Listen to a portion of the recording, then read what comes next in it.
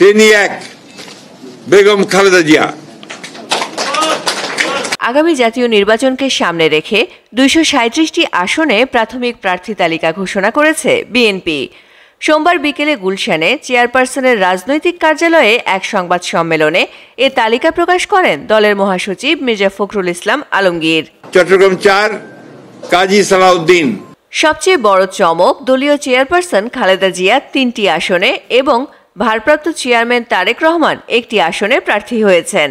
খালেদা জিয়া প্রতিদ্বন্দ্বিতা করবেন ফেনী 1, বগুড়া 7 ও দিনাজপুর 3 আসনে, আর তারেক রহমান লড়বেন বগুড়া 6 থেকে। যেটা আমরা ঘোষণা করলাম, এই প্রার্থী তালিকাটা হচ্ছে সম্ভাব্য প্রার্থী তালিকা। দুপুর থেকে গুলশান কার্যালয়ে বিএনপির স্থায়ী কমিটির জরুরি বৈঠক চলে। লন্ডন থেকে ভার্চুয়ালি যুক্ত হয়ে সভাপতিত্ব করেন তারেক রহমান। বৈঠক শেষে ঘোষণা দেয়া হয় সম্ভাব্য প্রার্থী তালিকার, যেখানে যুগপৎ শরিকদের জন্য 63টি আসন ফাঁকা রাখা হয়েছে।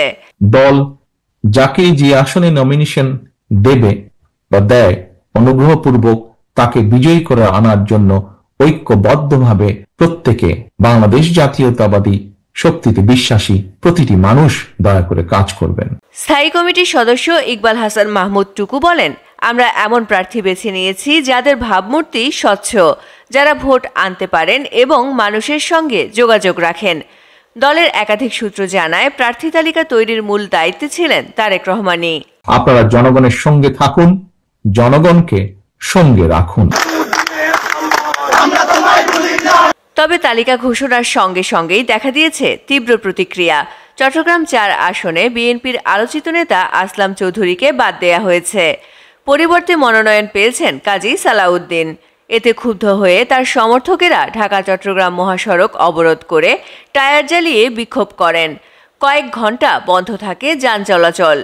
সীতাকুণ্ড 17 বছর আন্দোলন সংগ্রামের মধ্য দিয়ে আমাদের নেতা 8 বছর 3 মাস কারাবরণ করার পরও কিন্তু জাতীয়তাবাদী পরিবার থেকে কোনোদিনও বিচ্ছিন্ন হয়নি।